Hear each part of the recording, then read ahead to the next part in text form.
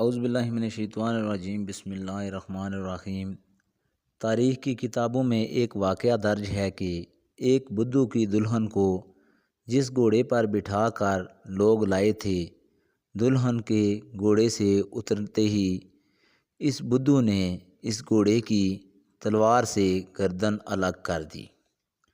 لوگوں نے اس سے ایسا کرنے کی وجہ پوچھی تو کہنے لگا کہ میں یہ برداشت نہیں کر سکتا کہ میری بیوی کے اترنے کے فوراً بعد ہی کوئی اور اس کی پیٹھ پر بیٹھ جائے اور دلہن کی سواری کی وجہ سے تاحال گھوڑے کی پیٹھ گرم ہو اور کوئی غیر مرد اس حرارت کو محسوس کر لے۔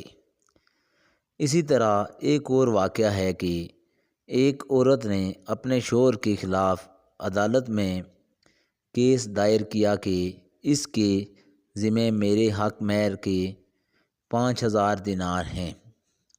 عدالت نے شوہر کو بلا کر پوچھا تو اس نے انکار کر دیا۔ عدالت نے گواہوں کو طلب کیا اور ان سے گواہی لیتے وقت عورت کا چہرہ پہچاننے کے لیے عورت کو نقاب اتارنے کا کہا۔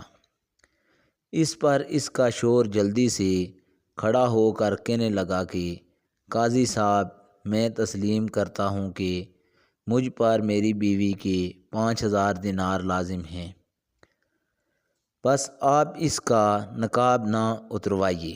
یہ سن کر بیوی کہنے لگی کہ قاضی صاحب، آپ اور تمام حاضرین گواہ رہیں کہ میں نے اپنا حق مہر معاف بخش دیا ان کو۔ قاضی نے بیچارہ حیران و پریشان کہ یہ کیا ہو رہا ہے۔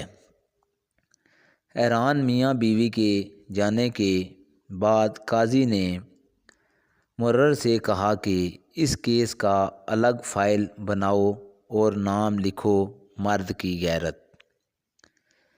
علامہ ابن قیم فرماتے ہیں کہ انسان کے دل میں غیرت ہوتی ہے، اور اگر غیرت نہ ہو تو اس دل میں محبت ہو ہی نہیں سکتی، اور محبت سے خالی دل میں ایمان اور دین کیسے باقی رہ سکتے ہیں۔